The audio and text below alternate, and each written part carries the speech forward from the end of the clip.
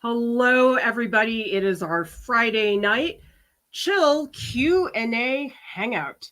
If you would like to grow as an artist and you can't take an art class, we've got everything you need here at Art Prof: critiques, tutorials, workshops, and professional development. Tell me in the chat what your artistic week was like. And we've got some Art Prof mail, which we're going to be opening very soon. And I have a little personal painting that I made that has no other purpose other than to just be really cute and fun. So you guys will get to see that in a little bit. Remember, get your questions into the chat, pick my art professor brain, and I'm happy to jump in and give you guys whatever advice or information you are looking for. Also, in case you missed it, I did release this watercolor and acrylic ink tutorial. This is a plein air piece that I did in southern Utah. And it's a type of video that I don't get to do very often, but it's one of my favorite types of videos to produce. They take forever to edit and really don't generate much revenue, but to me, they're incredibly fun to do. So I hope anytime you guys get a chance, you'll get to take a look at that tutorial. It's about a 17-minute video where I go through my step-by-step process of how I build up those watercolor paintings. Also, who here, tell me in the chat, has been thinking about Carra? We do have an account. It's not very active yet. I need to spend some time getting some posts up there. But if anybody's curious, you can follow us there, Art Prof. And we're just going to see how it goes. Nobody really knows if it will transform into something. I know Mia has been very active over there. And my feeling is that we can be scouts for each other, that you guys can tell me your experience, report back. And that way, collectively as a community, we can figure out what we think is the best move going forward.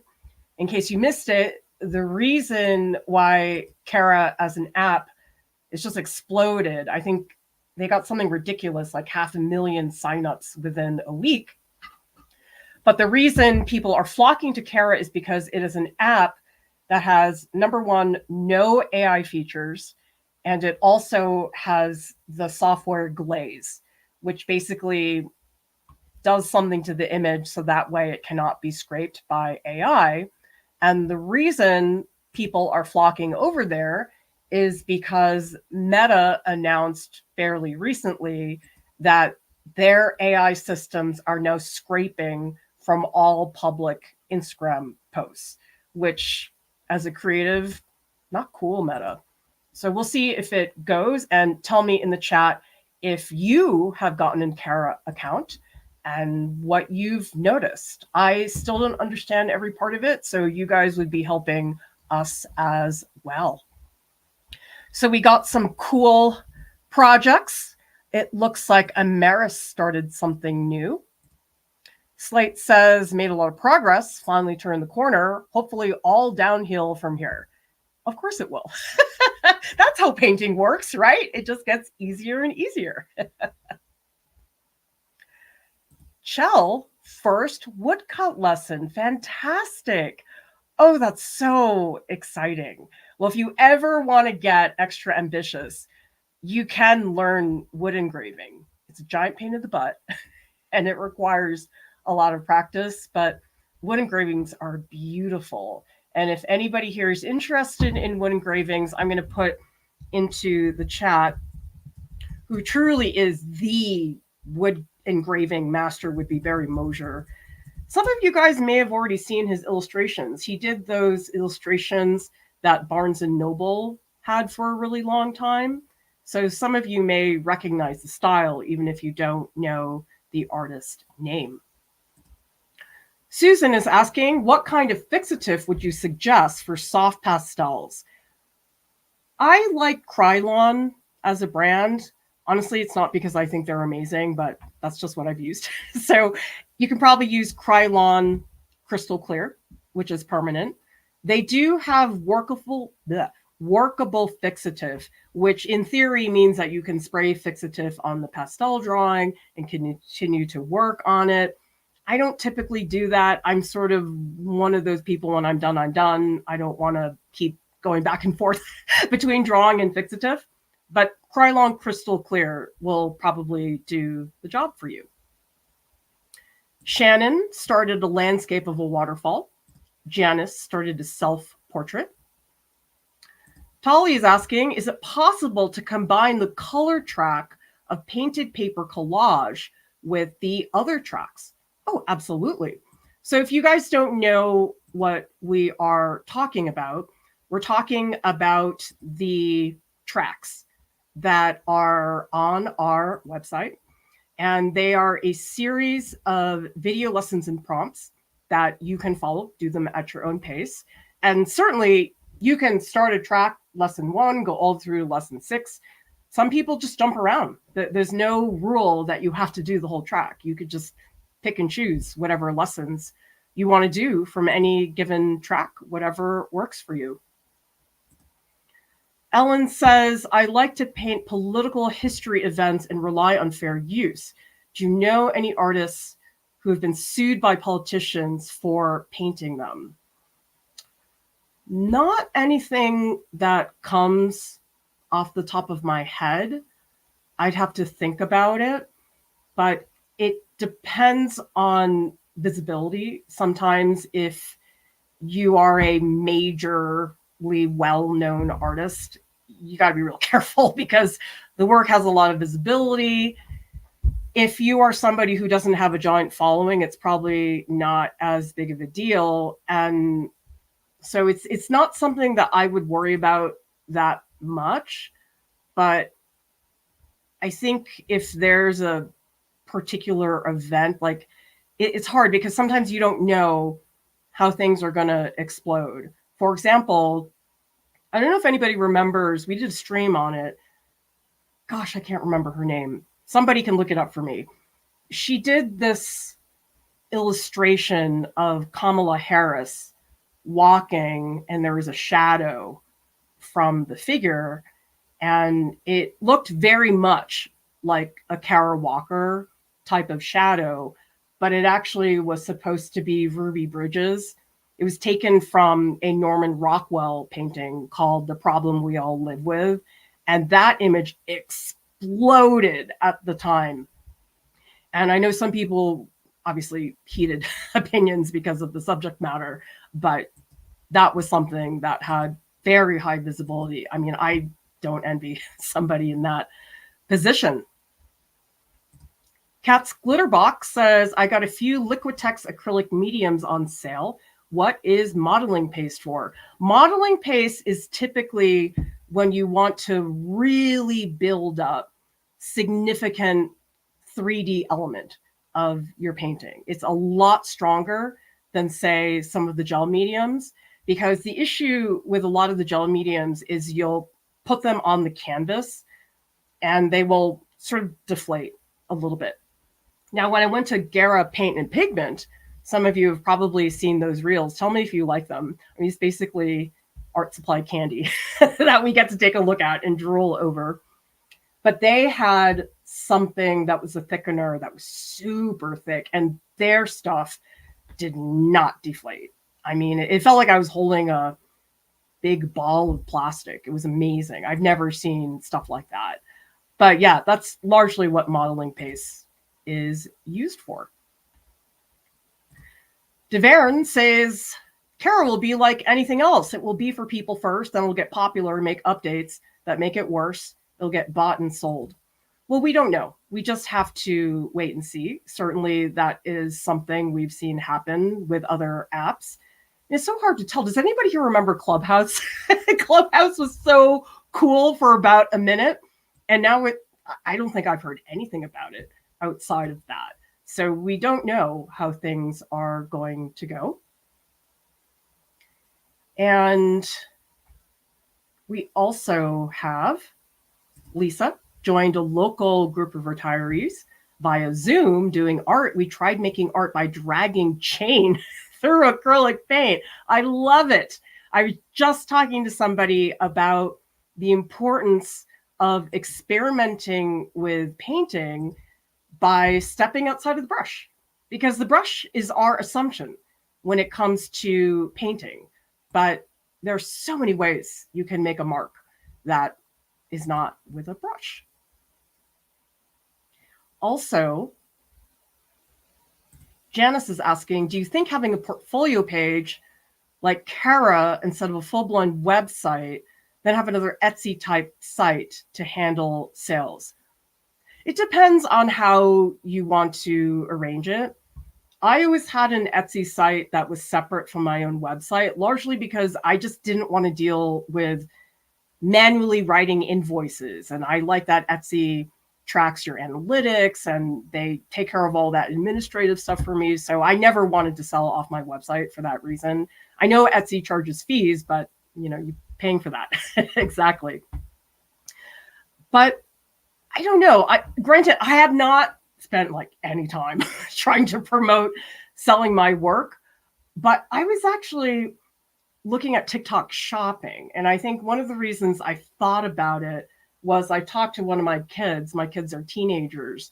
And I asked, oh, where did you get that necklace? And most of the time the answer is TikTok shopping. So now I'm thinking maybe I'm in the wrong place. Who knows? I have no idea if I even have time to go there, but tell me in the comments, how many of you here have used TikTok shopping, whether you're talking about selling your work or have you bought something off of TikTok shopping? Because, oh gosh, there's just too many things to investigate. It's really, really challenging to stay on top of things. C Wing says, took a look at Carra, but as a traditional artist, as usual, I'm put off by all the anime art. It seems to be what it's about. I would chalk that up to it being such a new app. It takes a while for people to head on there. It's possible it might turn out to be something more like ArtStation, which was very geared towards animation, industry, concept art. I mean, ArtStation has never been a fine artist website, although they had an exodus too. I can't remember the specifics of it. Maybe one of you guys knows about it, but there were a lot of angry artists on ArtStation who left. And so they're also sort of floundering. And the fine art world, I do find, takes way longer because so many people were on Instagram before any of the art galleries would use Instagram, and now they're all over Instagram. So whatever app, if there is one that starts to take over from Instagram, a lot of those places are going to take a while before they get over there. Probably because they're sort of doing what the rest of us are doing, which is feeling it out and seeing what happens. We also have Neil asking about how can I start getting clients on Fiverr? Any tips? I've never used Fiverr before, so I don't know that I have a lot of advice for that. Maybe if somebody here has used Fiverr, you could help out Neil. Because again, we are a global research team. I just love that about our audience, that most of the time, you guys are doing the work for me, that you go out there and you do the research, which I think is really, really fantastic. User says, watch the Guggenheim Museum short where you saw the Giacometti standing woman sculpture. Got excited when I recognized the artist as I learned about Giacometti this year. Yes. Don't you love it when you can spot a piece and go, I learned about that in school. It's just the coolest thing. Oh, okay. This is a good example. Not quite the same thing as being sued by the politician. So Shepard Fairey, and actually we have a video on it. So if you guys look up Art Prof Shepard Fairey, you'll find the video. So there was that image of Obama that Shepherd Ferry created. I think it said Hope at the bottom, if I remember correctly. And he based it on a photographer's AP photo, and he was sued by that photographer. Tali says, do you know of illustrators who did social justice and education work in the form of using different media? Can you be specific what you mean by different media? I don't know if you're talking about art media or something like that, but there certainly are artists who do work that is about social justice. I mean, Norman Rockwell was doing that decades ago. One of the pieces that I think was just so powerful, if you guys look up, I'll type this into the comments because the spelling's a little bit weird. So Kadir Nelson, look up his image of George Floyd in the New Yorker. This was a illustration for a New Yorker cover, and I was floored by how powerful that image was. So look at that image. It's a great example of social justice. Josh is asking, what is the best air dry clay for mid-large sculpture or first versions without firing, or is plaster better? If you're looking to sculpt, you don't want to use plaster. Plaster will set too quickly. Plaster is better for casting. So typically what would happen, somebody would model something out of clay, and then they would do a mold to create a plaster version of that. Can you tell me what you mean by mid-large? Because I'm not really sure how big that is. So if you can give me an approximate height, but I can tell you, what is it? Oh, yeah, it's right here. Okay, give me a sec. I do have, this is an air dry clay sculpture. This is, how big is that? It's not that big. But anyway, you can see it's quite durable. And it does have an armature inside. And I've been surprised by air dry clay. My one thing I would say is that the quality of air dry clay is extremely inconsistent across brands. So the brand that I suggest people to use is Sculpey. Has a really nice terracotta air dry clay that's pretty solid. I haven't seen it crack very much. So that is a very good brand for that. Shannon's asking, what gouache would you recommend for a beginner? I've tried it before, but it was rather cheap and the layers would lift quite easily. I can tell you don't want Reeves. Reeves is like the world's worst gouache ever. I do like the Winsor Newton designer's gouache, although maybe other people here have other brand suggestions. I don't have a ton of experience with gouache, but if you guys want to jump in and help out Shannon and recommend some brands and maybe some of the things that you like about it, that would be amazing. Because like I said, global research team, it's awesome.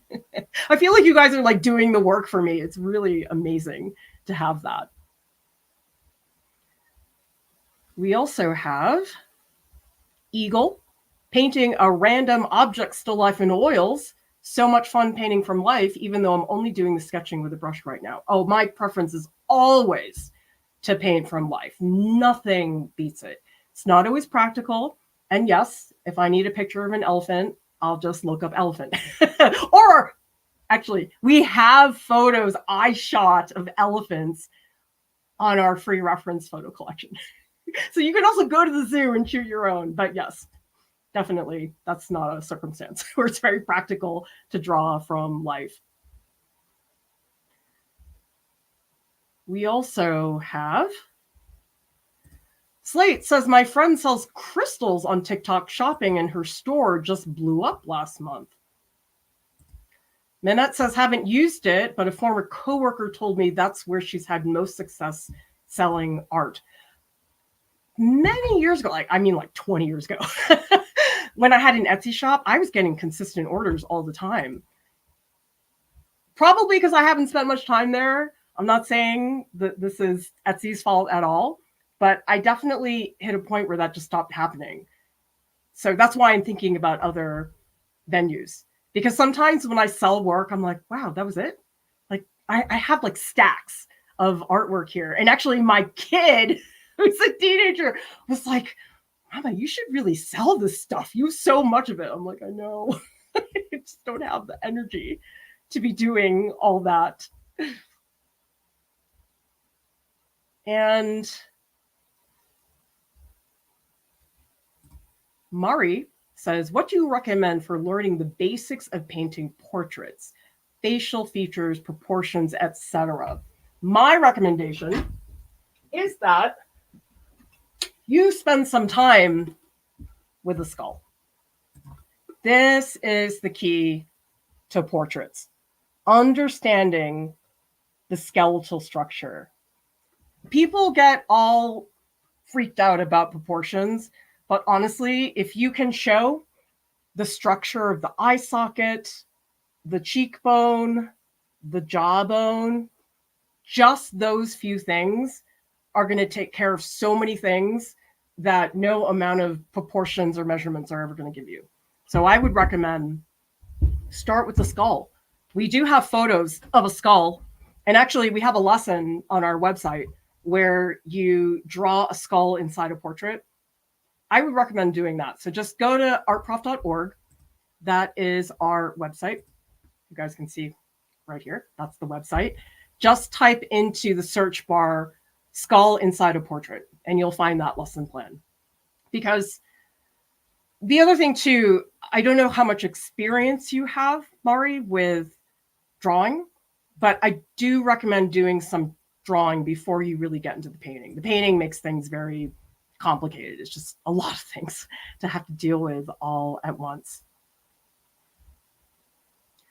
We also have, great, lots of recommendations. Okay, so Tali's following up. I mean, of knowing illustrators who use traditional digital animation together for social justice because I'm interested in making art for social justice. I can't think of anybody off the top of my head, but I can tell you there's quite a few illustrators who make work like that. And there's also people like, gosh, what's her name? Latoya Frazier? She's a photographer. I think there's a show right now. Can somebody look up the name? I'm pretty sure it's Latoya Frazier's photographer, and her work very much deals with that. There's so many artists out there. I can't think of anybody right this second, but there are lots of artists who do that. Zania says, started your anatomy lectures. Is there an organized place where I can watch these lectures chronologically? The best place for you to go, again, artprof.org, find our anatomy resources page. That consolidates all of our content about anatomy, reference images, resources, links, slideshows, everything. So just type into, again, the search bar, anatomy resources page. And chronologically, I believe we have an artistic anatomy playlist. I don't know if it's linked on that page, but basically where I begin is I start with the center line, the spine, I do the torso. So the main thing about anatomy that's important is to get the torso stuff first. So for example, I would not start with a leg. That's not a good place to start, because the whole thing about anatomy is if you get a really good, solid torso, it almost doesn't matter what you do with the arms and legs, like for real. Like the torso is like 80% of the anatomy. So if you go to our anatomy area, which is again on our website, all of those lectures should be in there. It's under Learn and Create in the main menu bar. And then you want to click on Fundamentals, and then you want to click on Anatomy, and that will take you to all the lectures. We also have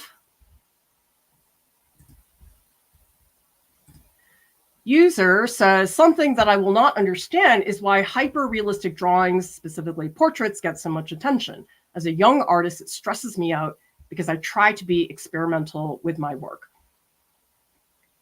It's very specific to social media.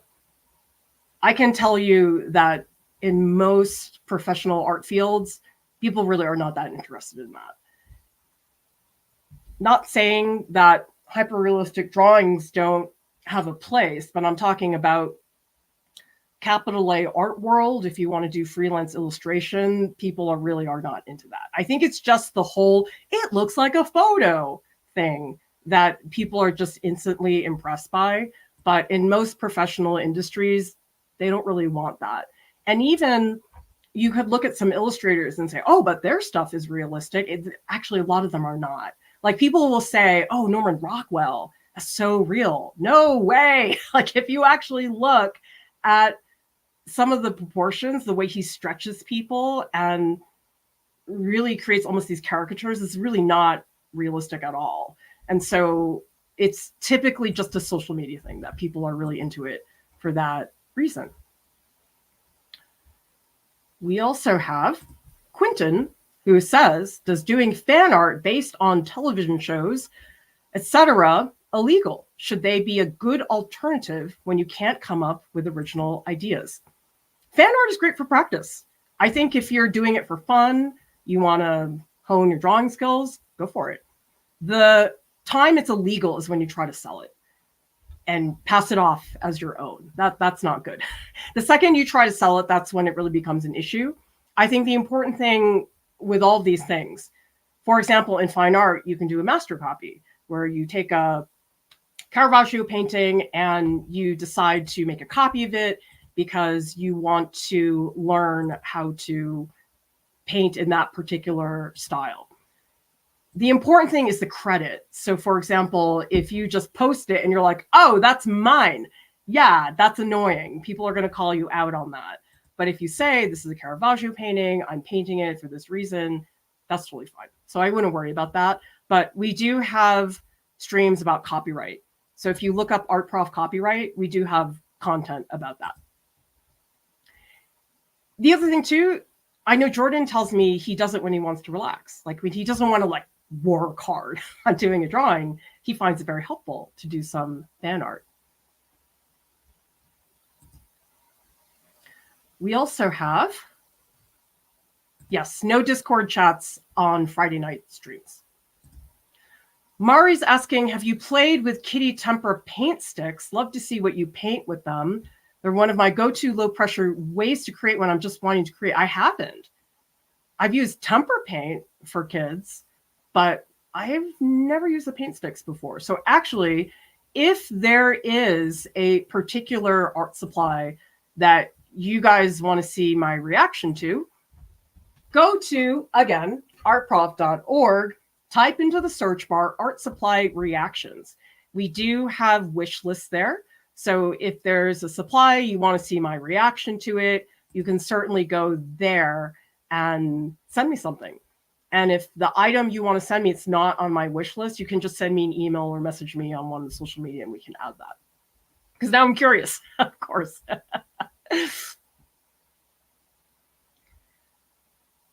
We also have a question from, that's it. I knew I was missing a name. Ruby Latoya Fraser. Okay, so I was 2/3 right. Thank you very much, Anna. Pagarami says, I'm starting a project that's 5 by 9 feet. Any recommendations for working at that scale? Something I've never really done before. I want to use as many tips up my sleeve.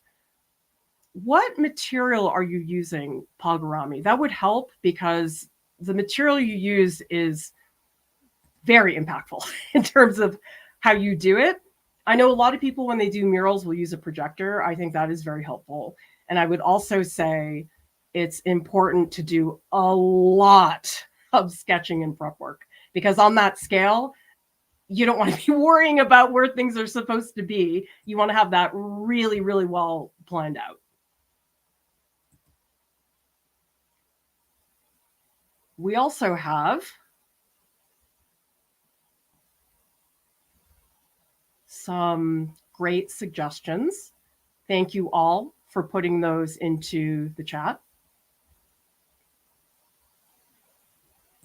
User says, I would like to practice using gouache more often. Today, day one was a disaster. And it should be. Anytime you pick up anything new, it's going to be a disaster. So give yourselves the license to let things be a disaster. And also, I missed this. I'm trying to find it again. But thank you. I believe it was Amaris who sent us, yes, a super sticker. Thank you so much for your support. You guys can send us super chats and super stickers. We always appreciate your support. Let's see. Oh, you guys want to see the unboxing? Let's do it. Okay. Here's the unboxing. Here it is. And this is from Sarah Pike. I put her information in the video description below. She is a laser cutting educator. And I met her at the Southern Graphics Council conference. And she was so nice. And I loved talking to her about her laser cutting business. She runs workshops for educators because she said the main issue with laser cutting is a lot of people want to do it, but they don't have the expertise to know how to format the files to get the results that they want. And I loved talking to her about it. So, okay, so she sent me this. Let's see. Ooh, I see bubble wrap. Oh my gosh, I think I know what this is. Oh my gosh. So she had a table at the materials fair with all her stuff. And if you guys haven't seen it, you should see it. Just look up Art Prof laser cutting. I think I produced 5 shorts of things on her table, but it's fascinating. I love seeing what she did. Look at this. Oh my God, you guys. She made me a laser cut boom box. I love it. Oh my gosh. I'm not going to read it because this is a message from her, but she laser cut her handwriting into the back and left me. That's so cool. Oh my gosh, does it open? Oh my gosh, it does. Look at you guys, check this out. See this? Look, it opens. That's so cool. I love it. So basically the way this would be put together is she would laser cut the individual pieces. You can see they have these joints here, and you have to make sure that the joints are really fitting together. Look at that. Isn't that amazing? Oh my gosh, thank you so much, Sarah. I love this. Fantastic. Okay, you guys want to see the artwork that I did just to be cute? So this is a watercolor painting that I did for one of my kids. And I used those Daniel Smith watercolors, and it's a couple of dolls. So this is one of her presents. This is what happens when your mother is an artist. This is the kind of present you get. So anyway, I had a lot of fun doing that. I actually did it during an open studio session, and that was a really nice, relaxing way for me to just make some art but not feel a lot of pressure. Like what somebody said earlier about doing fan art because it's just fun and just relaxing. You can make work like that. I think it's very important because I have pieces that stress me out. So I don't always want to think that hard when I make work. So tell me in the chat, who here has a certain thing they do, like an art thing, whether it's fan art or painting stuffed animals, that you find relaxing. And it's like, oh, this will always be easy and fun. I don't have to think too hard about it. I think a lot of people have stuff like that. Brandon says, how do you know when to break the rules with art? I have trouble with things like character design, gesture drawing, just not sure when to exaggerate the drawing and where. Best thing to do, just try it. If you have an impulse, oh, maybe I'll make the leg long, just do it. I mean, that's the only way you can ever truly see if something's going to work. If you think about it, you should try it. Because I was just talking to somebody earlier about how so often when people brainstorm, they'll brainstorm in their head. Like they don't actually put it on paper. And I think that's a mistake. I think you have to make the drawing with the super long neck or whatever impulse you have. You've got nothing to lose. Put it down in a sketchbook, see what it looks like. If it's dumb, you move on. We also have mentioning the breaking the rules. Just do it. Like, I know there's this whole, oh, you got to know the rules before you break them. But if you're not hurting anybody and you're not doing anything unsafe, go for it. Oh, Counselor Chip, 3 days in Rome, 3 days in Athens. I really want to go to Athens. Oh my gosh. Just think about all the Greek sculpture. Oh my gosh, I would have such a fit.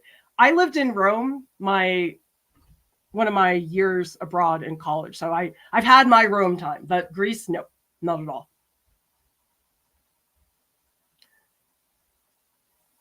We also have Samwise. I'm exploring a variety of textures on 2D surfaces.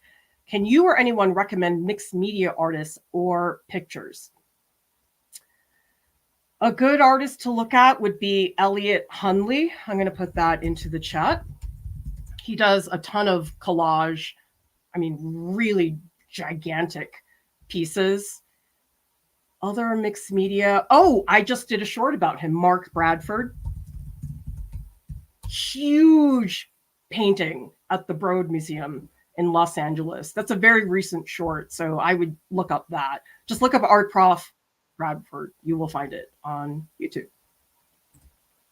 Tolly says, do you think it's better to learn 3D through sculpture or through 3D modeling software?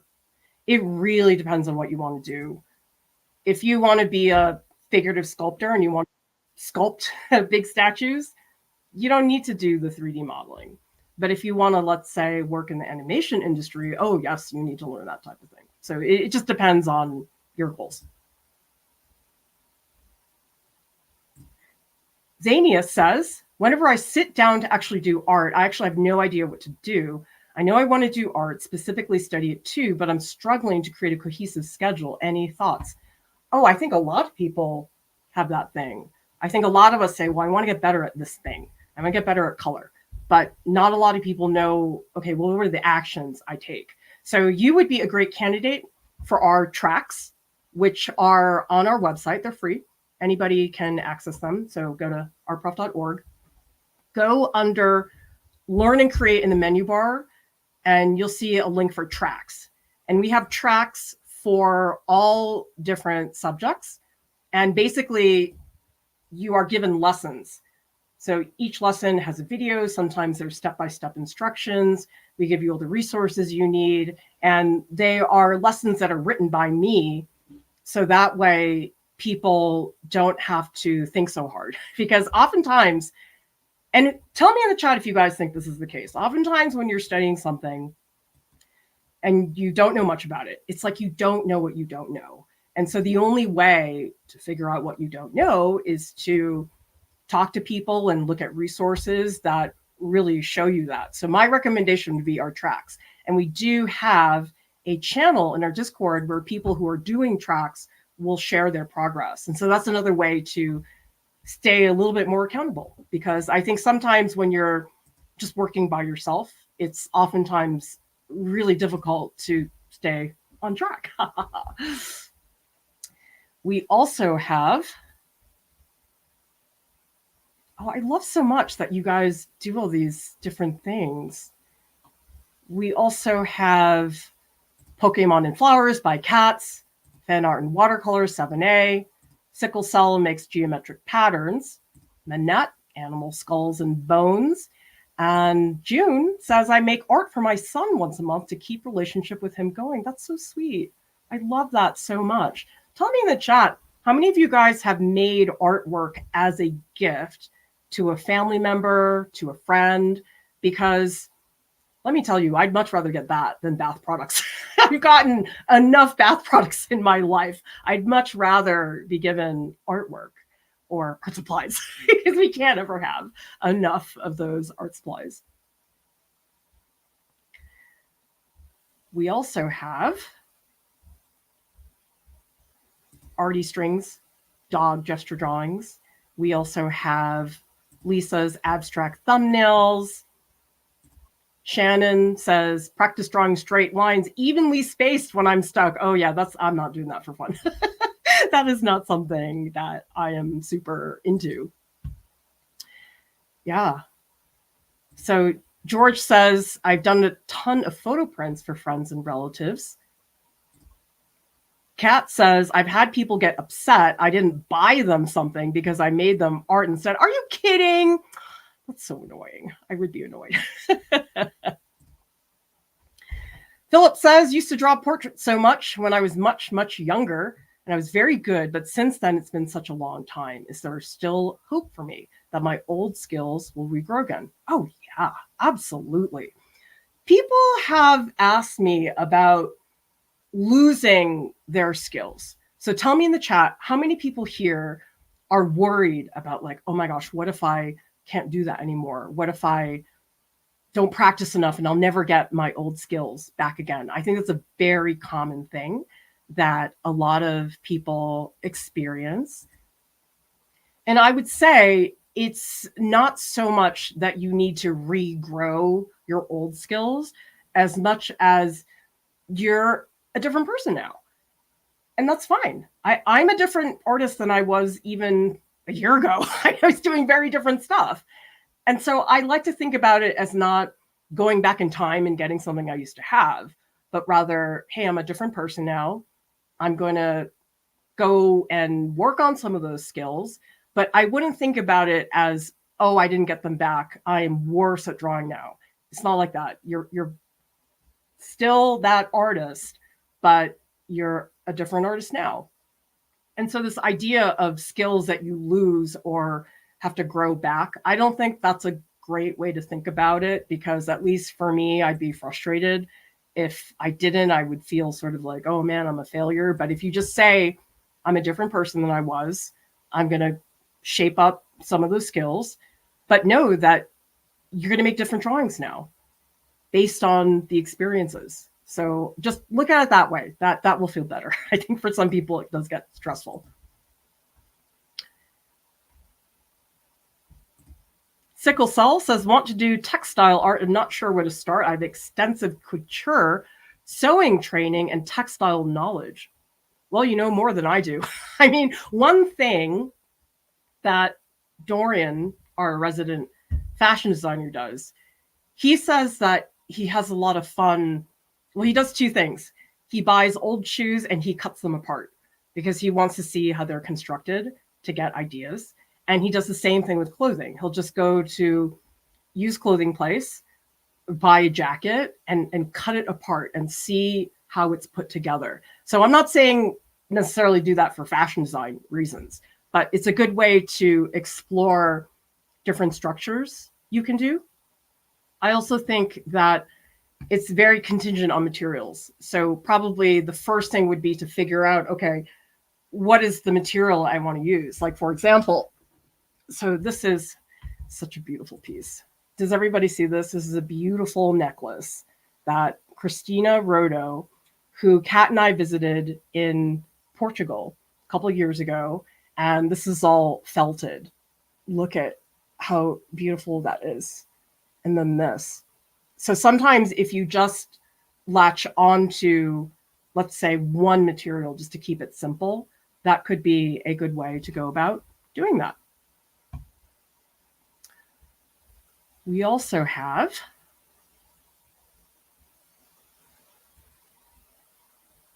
let's see. Okay, so Slate has it all the time. Every time I started painting, I forgot how to paint. I felt like I was the only one. Oh, I definitely feel that way. I have a painting behind me that I picked up after not touching it for months. And I was like, I don't think I can do this. It's not that I think I forgot to paint, but it's like, you know, you just feel so rusty. Like, if you're a runner and you don't run for a month, oh my gosh, that first day back on the treadmill is going to hurt. And I had that recently because I hurt my foot last year. So I was doing physical therapy for a long time and I couldn't run. And once my trainer was like, oh, okay, I'm going to release you. You can run now. I was like, oh, I don't know if I want to feel what that feels like. I mean, he trained me through it, obviously. He released me after he helped me establish all those things. Lucky Wishes says, I feel that idea of losing skills so much. Yeah, so it looks like you're not alone, any of you guys who are thinking that. Mukund Dongri, it's rewarding to give my works. Otherwise, what would I do with it? Put it in the shelf. I I've got shelves of artwork. Yeah. Oh my gosh. Or I have taken my prints, intaglio prints and things like that, and I've ripped them up and made new pieces. Lauren came up with that. We call it cannibalizing your own art, ripping up old pieces and turning them into collages. It's actually really fun and super easy.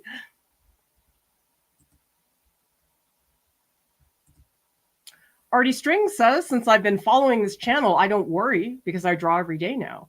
Do the May Art Dare got me into that groove. I think there really is something to be said about being an artist with other artists. I think it's a very lonely profession if you don't talk to other people. I mean, for real, I feel like most of the time the reason I talk to artists is just to confirm that I'm not losing my mind. Because you have these thoughts that go through your head and you're like, okay, well, I know my non-artist friends are not going to understand. And so I talk to my artist friends. I'm like, okay, I'm normal. This is normal.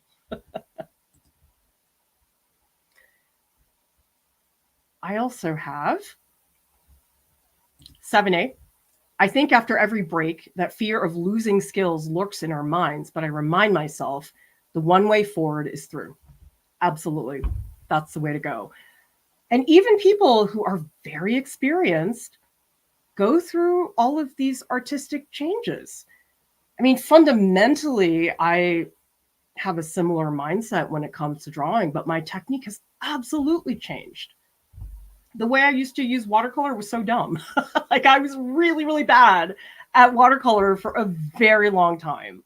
And it's only been through experimentation, trying things out, that I really have been able to invent new techniques for myself. So even when you think you're super experienced, every painting challenges you in a different way. Like I have the painting I was doing recently, and it was totally supposed to be a painting. And guess what? I ended up putting watercolor pencil all over it. Like it ended up having all this cross hatching. Like I did not plan for that, but that just seemed to be what the painting needed to be.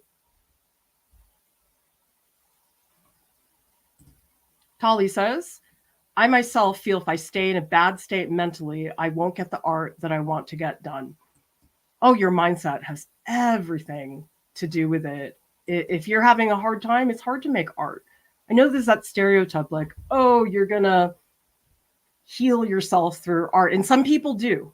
Absolutely. For a lot of people, art can be a therapeutic experience. But I know if I'm in a bad place mentally, I can't do it. So it depends on the person. But I think your mindset does impact it, whether it's for better or worse. Tagarami says, what's the largest oil painting you have worked on? How did you approach it? I did a piece in art school that I think was 4 feet by 5 feet. It was a really bad painting, though. I did do a portrait commission that was about 4 feet by 4 feet. And the way I approached it, I just did so many sketches. And I really, really took my time.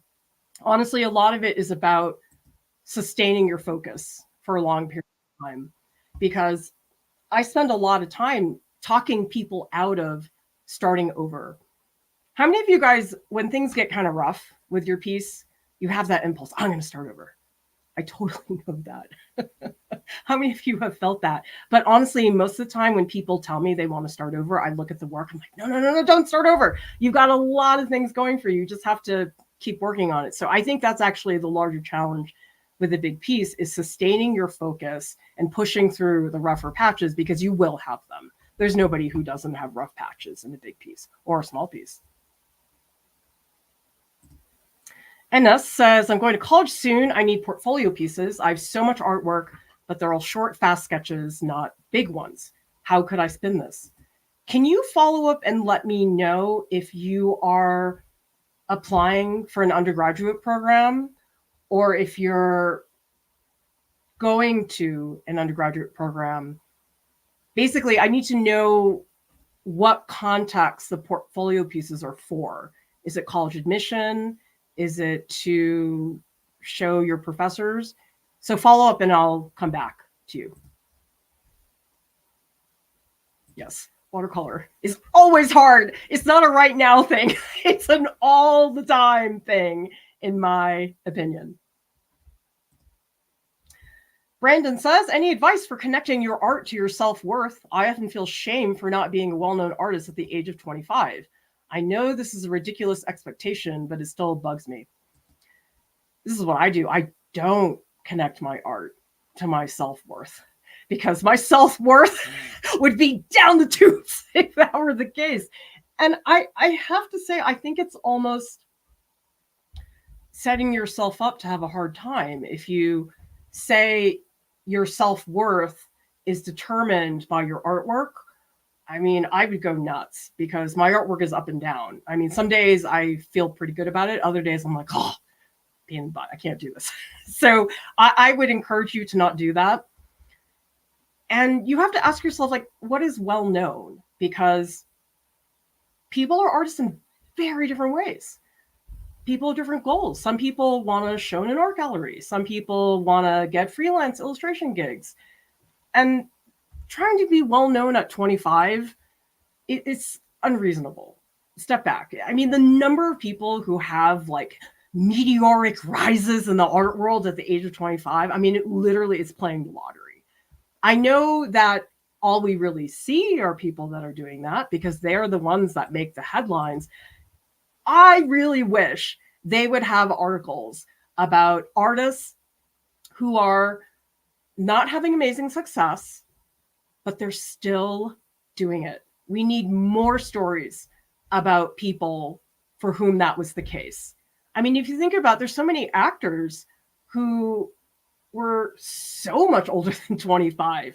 I think Samuel Jackson said he didn't start to get roles until he was in his 40s. Look at how amazing he is.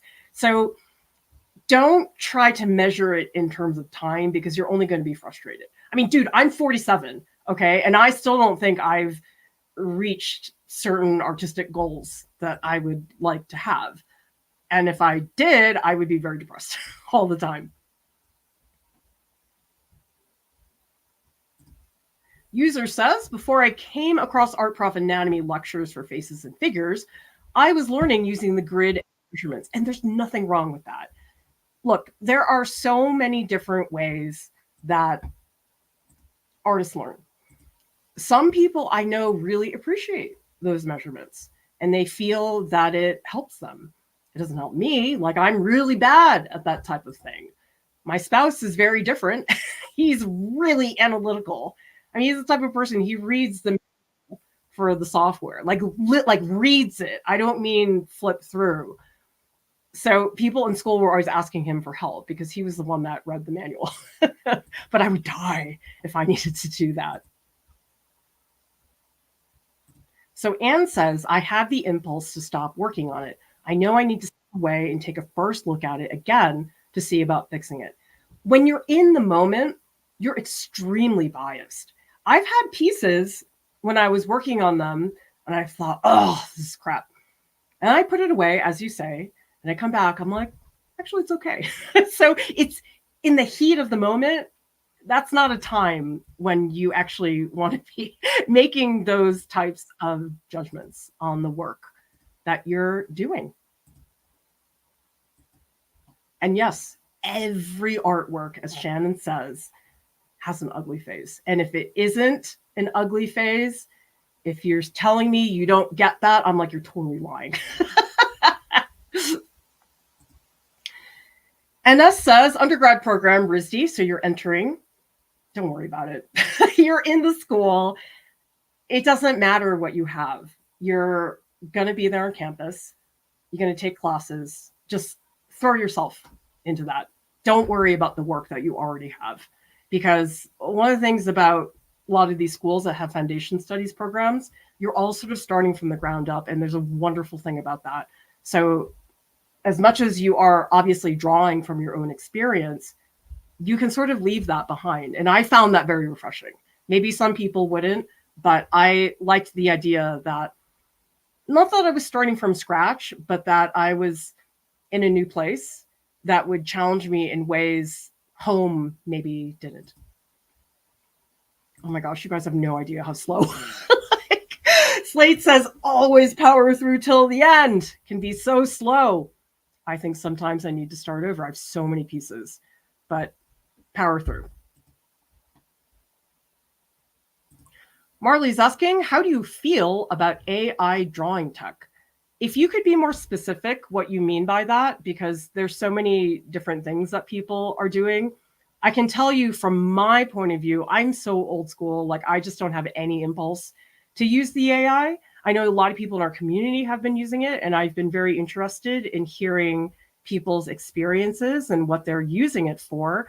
But I know for me, I'm just the type of person, I want to do everything from scratch. I mean, part of it is just I'm a control freak. Like I want to feel responsible for every decision I make. I don't want to feel like I had something take that out of my hands. That would frustrate me a lot. Mulberry says, are there any exercises I could do to get over that sort of plateau in skill? I've been drawing since 9, have been stuck in a plateau for at least a couple of years, 18 now. Switch your media, because if you switch media, you have to do something different. So most of the time, the reason why people feel stuck is because they feel like they're sort of doing the same thing over and over again. And so the best way is to shift something that you know is definitely going to be different. So even if, let's say you want to be an illustrator and you largely want to paint, okay, go do sculpture for a little bit. There's no way an illustrator could pivot to sculpture and not get unstuck, because the sculpture, you'll just behave with it completely differently. That's my suggestion. Or you could say, well, hey, I really like to paint portraits of Benedict Cumberbatch. Maybe I should start painting Hugh Jackman, like whatever is the shift, like something concretely different that you can do would be very good. Disturb says, what do I do if my oil painting gets dirty while drawing was covered in a fixative? You can probably get artist picture cleaner, which they sell. I haven't used it in a really long time, though. Maybe somebody here has more accurate advice, but that is the purpose of artist picture cleaner. Counselor Chip says, love the Gouache video. If you guys missed it, that was from the Southern Graphics Council conference. Gouache is this incredible traditional Korean paper technique. I mean, literally, it's him like scrunching paper for hours and hours. It's amazing. If you guys want to know what that is, just type Art Prof Gouache into YouTube and you will find it. This is very good test. I recommend this. C-Wing says, I wait about 5 days before I confirm that what I did was garbage or breakthrough of genius. Yeah, I try not to think in such hyperbole because once I get into those thinking modes, it's like, down the rabbit hole. Yeah, like Jen says, I've restored the same watercolor piece 6 times. I think I'm stuck in a perfectionism loop. So many of us have that feeling. And the thing is, I make changes in my painting that I know nobody but me is going to notice. But it's like, I can't help it. It's sort of compulsive for me. A lot of the reason I make art, honestly, is compulsion. I know some people, like we said before, it's therapeutic. Other people find that it's very playful or something like that.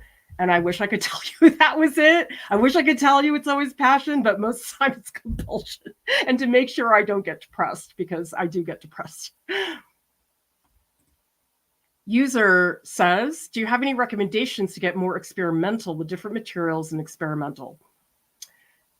Try mixed media. Mixed media is one of the best ways to do that, because you can add things, but if somebody tells you, I want you to merge collage with yarn and acrylic, you have to do something. So don't try to pick materials that are too similar. Like I do quite a bit of mixed media work, but it's with sort of similar materials. Like I'll use watercolor pencil with watercolor. Like that's not very experimental. That's just me preferring that combination. But even picking things outside of your recycle bin, see what you can make out of that.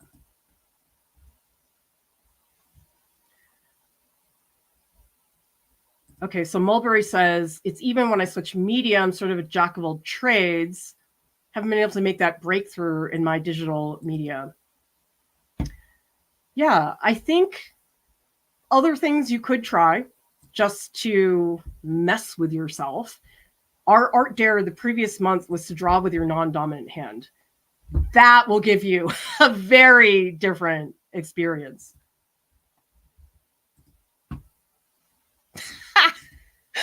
Counselor Chips says, I can still tell you every mistake I made in every piece. Just don't ask. I know. I look at my work and I'm like, that, and that.